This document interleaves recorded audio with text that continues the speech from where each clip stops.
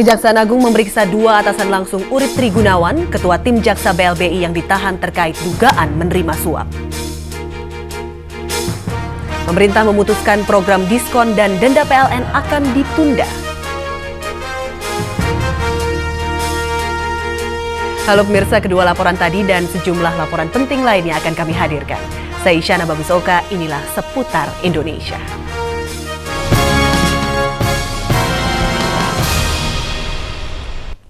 Aksi anarki massa lagi-lagi terjadi di Ternate, Maluku Utara.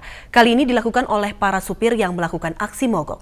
Para supir angkot terlibat baku hantam dengan supir truk sampah dan merusak sebuah mobil pengangkut sampah.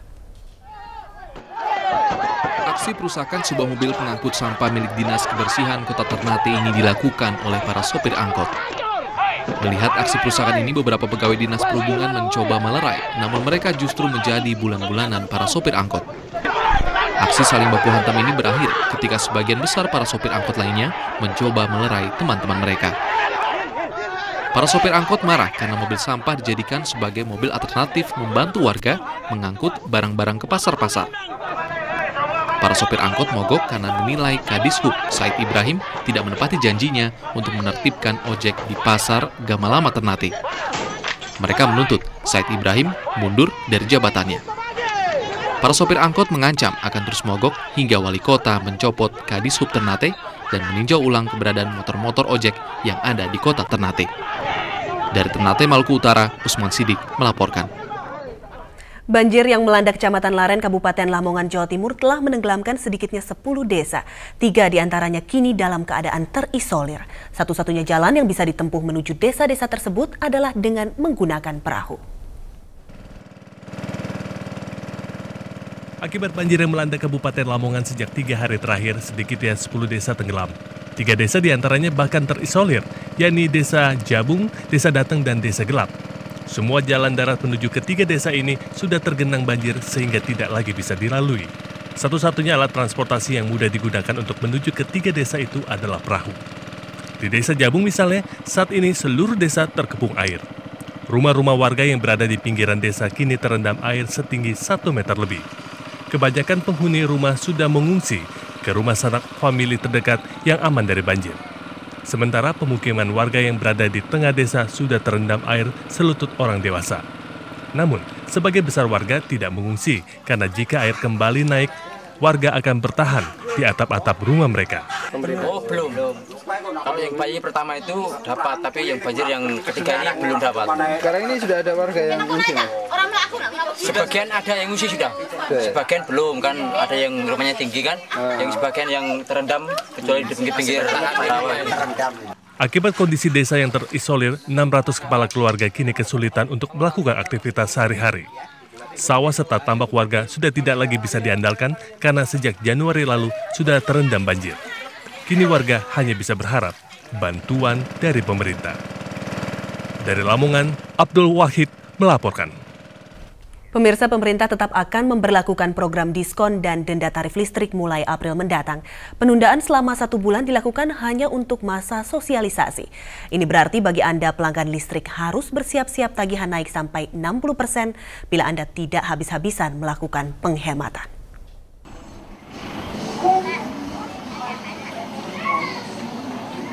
Pemerintah menunda program tarif pemakaian listrik diskon dan denda atau insentif dan disinsentif yang semula akan diberlakukan 1 Maret 2008.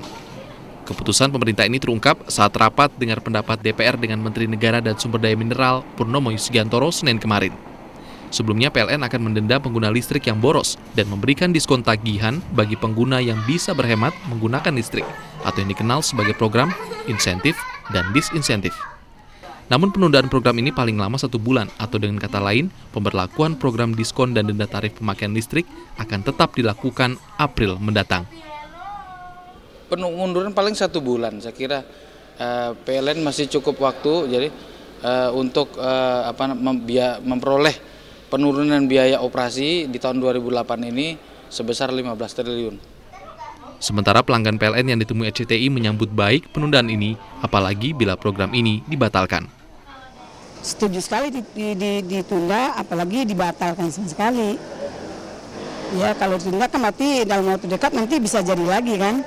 Ditunda itu Kalau waktu panjang nggak apa-apa, kalau tersingkat kan buat sementara aja kan. Udah dibatalin aja kalau bisa. Seperti biasa aja ini berapa. Karena jadinya malah kena denda gitu ya? Iya, jadi naik kalau nggak salah. Saya baca di koran, kemungkinan hitungan-hitungan orang yang pintar katanya naik. Jadi. Semula jika program ini benar-benar diterapkan Maret ini, PLN akan memberikan diskon sebesar 20% dari selisih penghematan dikalikan dengan harga tertinggi listrik di golongan pelanggan bagi konsumen yang mampu menekan pemakaian listriknya. Sebaliknya bagi pelanggan yang melebihi konsumsi listrik 80% dari rata-rata nasional akan dikenakan denda atau tarif disinsentif yang besarnya bisa mencapai 60%. Program PLN yang menawarkan denda dan diskon ini sendiri juga ditanggapi dingin oleh pelanggan di sejumlah daerah. Di Palangkaraya, Kalimantan Tengah misalnya, warga pesimis bisa mendapat diskon karena pemakaian listrik untuk kebutuhan rumah tangga mereka setiap bulan di rata-rata di atas besaran minimal yang dipersyaratkan PLN. Seperti Endang yang selama ini mengaku sudah hemat, tetap saja pemakaian listrik setiap bulan di rumahnya rata-rata antara 70 hingga 80 kWh. Padahal peralatan elektronik yang digunakannya setiap hari hanya sebuah televisi, 2 kipas angin, 1 dispenser, dan 1 kulkas yang hanya dihidupkan pada malam hari. Pemakaian saya itu mungkin ya sudah dikategorikan lebih dari yang dikategorikan itu 60 ya? 60 itu. Soalnya rata-rata tuh ya 70 atau 80 lah. Padahal yang dipakai? Padahal yang dipakai ya TV. Kalau siangnya kipas angin itu aja. TV yang nyata full lah kalau istilahnya siang atau malam sekali-kali karena. Endang yang bersuamikan pekerja kebersihan Kota Palangkaraya mengaku tidak tahu lagi harus menyisihkan uang dari pos belanja yang mana bila tagihan listriknya harus ditambah denda hingga 60%. Windy Idriani, Wahyu Nusantara Aji, dan Nur Ifansyah melaporkan.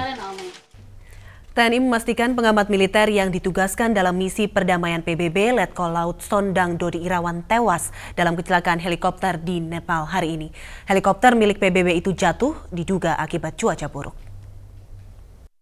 Mabes TNI masih menunggu informasi dari Deplu seputar jatuhnya helikopter pasukan misi perdamaian PBB di Nepal yang turut menewaskan seorang anggota TNI, Letnan Kolonel Laut Sondang Dodi Irawan. Letkol Sondang termasuk 10 penumpang yang tewas saat helikopter milik Ukraina yang mereka tumpangi jatuh di desa Bethan, distrik Ramechhap, Nepal, sekitar pukul 16.20 waktu setempat.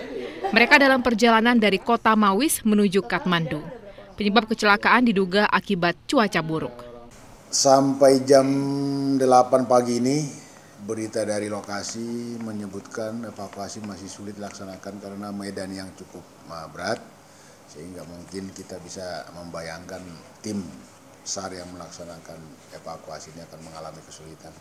Namun mudah-mudahan dalam waktu yang tidak terlalu lama evakuasi bisa segera dilaksanakan dan segera bisa dirancang bagaimana pengembalian jenazah untuk sampai ke Indonesia. Letkol Laut Sondang Dodi Irawan dan 5 anggota TNI lainnya ditugaskan di Nepal sejak 20 Januari 2008 dalam misi perdamaian PBB untuk Nepal atau UNMIN sebagai pengamat militer. Almarhum meninggalkan 1 orang istri dan 2 orang anak.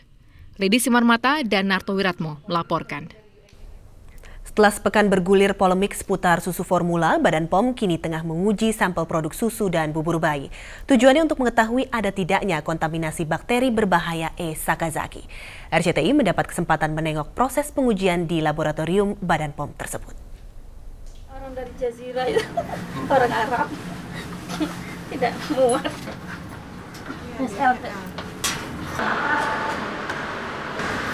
Butuh atribut serba steril untuk masuk ke area laboratorium mikrobiologi Pusat Pengujian Obat dan Makanan PPOM Badan POM.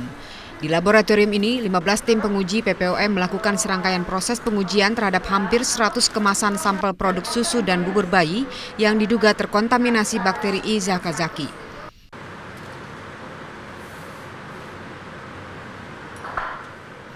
Pengujian dilakukan dengan 3 tahap, pengujian mikrobiologi, biokimia, dan pengujian DNA. Pengujian mikrobiologi dilakukan dengan mengidentifikasi bakteri patogen dari 100 gram materi sampel susu.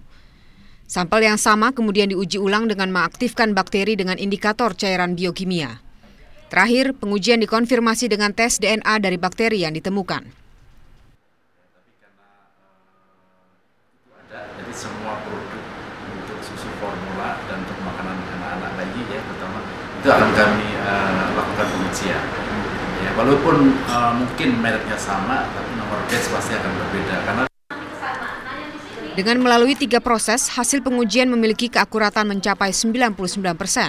Sementara meski sudah dimulai sejak pekan lalu, Siam mengaku timnya sudah menguji lebih dari 15 sampel produk susu dan bayi, namun belum menemukan satupun sampel yang terkontaminasi bakteri E. zakazaki. Pemirsa, untuk melakukan berbagai pengujian terhadap 96 sampel produk susu dan bubur bayi yang dipilih secara acak, Pusat Pengujian Obat dan Makanan Nasional Badan POM harus membutuhkan waktu 2 minggu untuk mengetahui atau menentukan ada atau tidaknya bakteri E. zakazaki dalam produk-produk sampel tersebut. Namun apapun hasilnya nanti, yang pasti dalam 2 minggu ke depan masyarakat akan mendapat jawaban pasti terkait polemik E. zakazaki. Denta Mirakusuma dan Agus Prianto melaporkan. Pemirsa, menurut Menkes, hasil uji coba Badan POM atas produk susu formula dan bubur bayi baru akan diumumkan setelah tuntas sekitar 2 pekan mendatang. Untuk sementara, perhatian para ibu kini kembali tertuju pada pentingnya air susu ibu atau ASI. Namun banyak pula ibu yang mengeluh tidak berhasil memberikan ASI. Padahal ada satu cara untuk secara alami memperlancar proses pemberian ASI.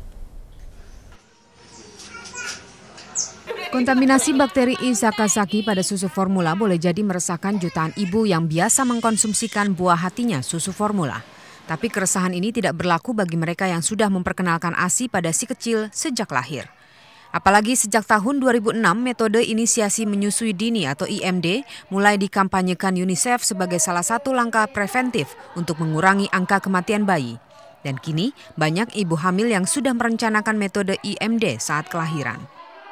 Rencana sih yang pertama bayi ini lahir mau IMD dulu langsung. Jadi dalam sejam pertama si bayi dapat ASI yang kolesterumnya, yang cairan emasnya.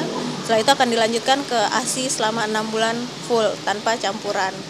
6 bulan berikutnya sampai setahun akan dibantu oleh makanan pendamping.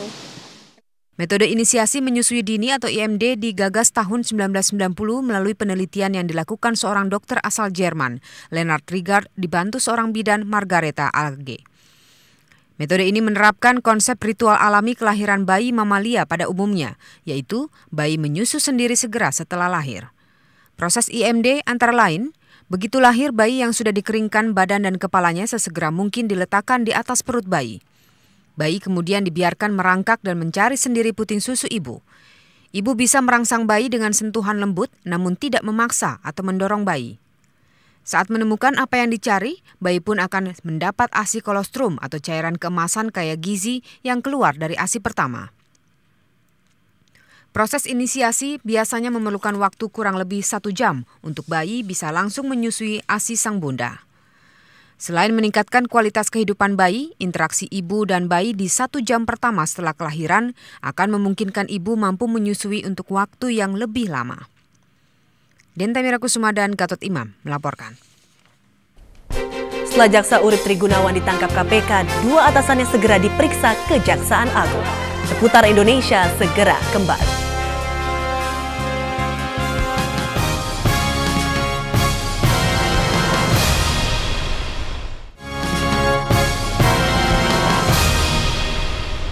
Apakah Jaksa Urip Trigunawan yang diduga menerima suap terkait penghentian penyelidikan kasus BLBI milik Bank BDNI milik Syamsul Nur Salim bermain sendiri? Pertanyaan ini kini mengusik berbagai pihak. Jaksa Agung Hendarman Supanji pun telah memerintahkan 2 atasan Urip Trigunawan diperiksa.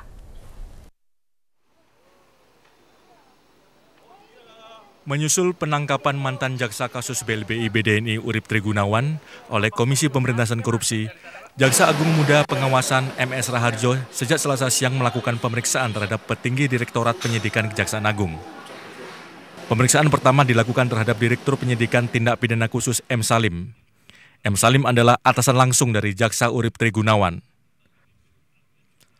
Sementara Jampitsus Kemas Yaya Rahman mengaku dirinya juga akan diperiksa oleh Jamwas, penyusul pemeriksaan M. Salim. Jampitsus Kemas Yaya Rahman merupakan orang nomor 1 di Kejaksaan Agung yang bertanggung jawab dalam penyelidikan kasus BLBI.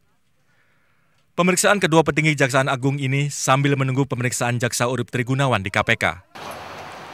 DPR hari Rabu besok rencananya akan meminta keterangan Jaksa Agung seputar keputusan penghentian penyelidikan kasus BLBI terkait debitur keluarga Salim dan Syamsul Nur Salim yang diperkirakan merugikan negara 56 triliun rupiah. Penangkapan Urip Tri Gunawan tentunya juga akan menjadi bola panas yang harus dijelaskan Jaksa Agung. Tunggal Siregar melaporkan.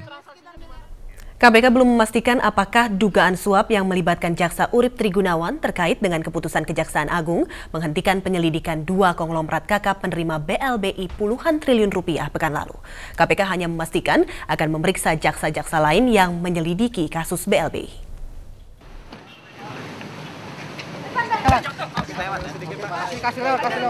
Jaksa Urip Tri Gunawan yang tertangkap basah menerima uang senilai 6 miliar rupiah lebih dan sang pemberi uang Artalita Suryani kembali diperiksa KPK Selasa siang.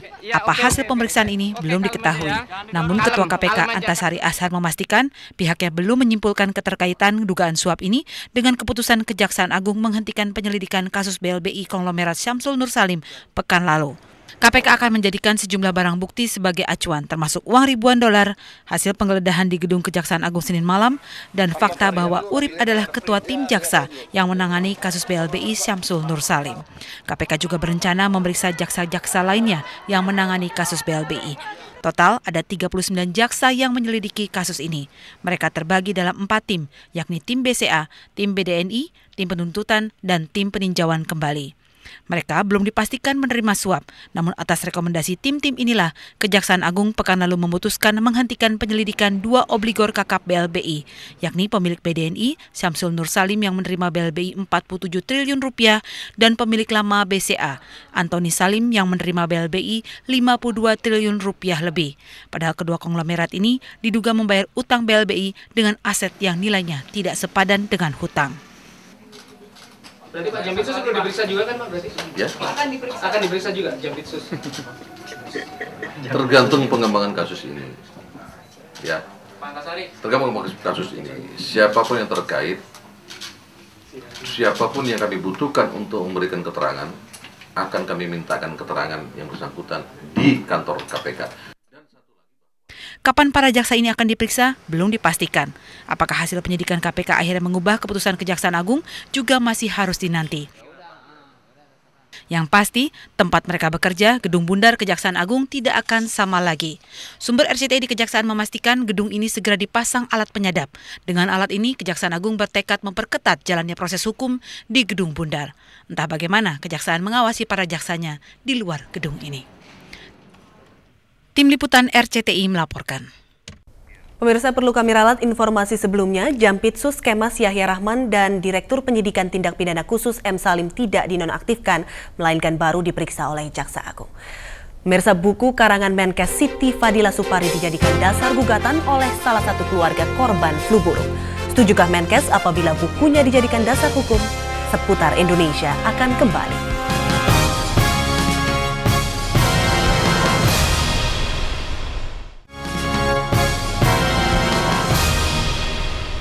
Keluarga salah satu korban flu burung beserta LBH Kesehatan menggugat Badan Kesehatan Dunia WHO dan pemerintah Amerika Serikat.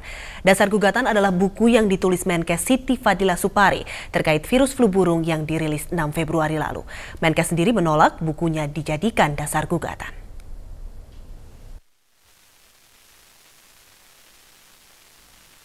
Selasa siang, keluarga almarhum Nasruddin mendaftarkan gugatan pada Pengadilan Negeri Jakarta Pusat. Nasruddin, 33 tahun, warga desa Bojong Cikupa, Tangerang, adalah korban flu burung yang tewas 28 Januari 2008 di Rumah Sakit Persahabatan Jakarta Timur. Menurut Sentot Sedayu Aji dari LBH Kesehatan, gugatan keluarga Nasruddin ditujukan kepada WHO dan pemerintah Amerika Serikat.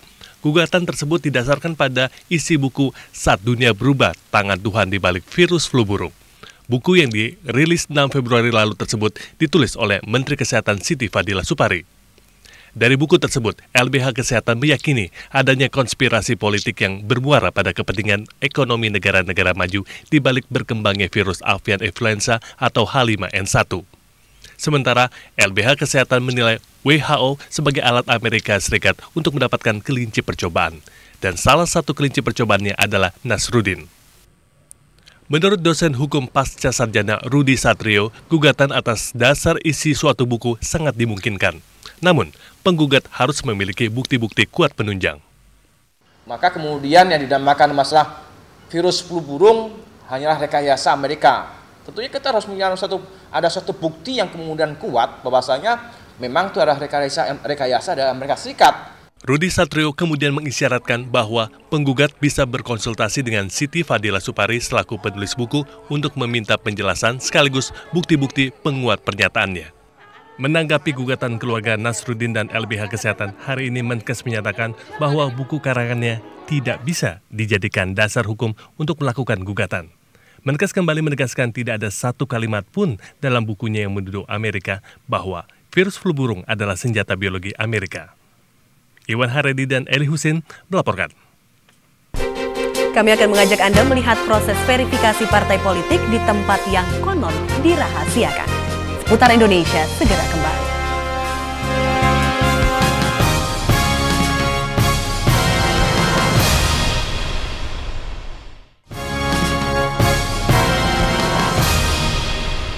Berkas 47 partai politik yang lolos babak verifikasi tengah diperiksa tim verifikasi Parpol Depkumham untuk menghindari tekanan partai politik. Saat ini mereka bersembunyi di suatu tempat. 35 anggota tim verifikasi Parpol Departemen Hukum dan HAM tengah bersembunyi. Saat kami diajak menjenguk mereka di sebuah tempat di kawasan Puncak, Jawa Barat ini, mereka tampak sibuk mencermati tumpukan berkas dari 47 parpol yang lolos babak verifikasi administratif. Tim Depkumham ini bekerja sejak Sabtu 1 Maret. Seharusnya mereka selesai dalam waktu 5 hari. Namun hingga kini berkas yang tuntas diperiksa baru sekitar 50%. Lalu mengapa mereka harus diisolir?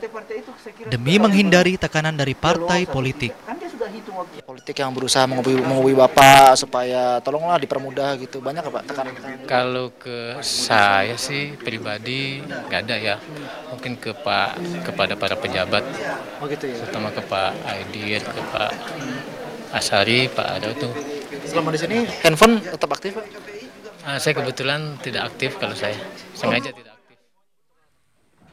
Sejauh mana tim verifikasi parpol ini benar-benar bisa terlindungi dari intervensi, diakui pihak Depkumham memang tidak ada jaminannya. Semuanya memang kembali kepada kepercayaan dan nurani untuk memilih dan memilah parpol mana saja yang akan terus melaju ke pemilu 2009. Bima Marzuki dan Gunawan melaporkan. Seputar Indonesia 4 Maret 2008 berakhir di sini.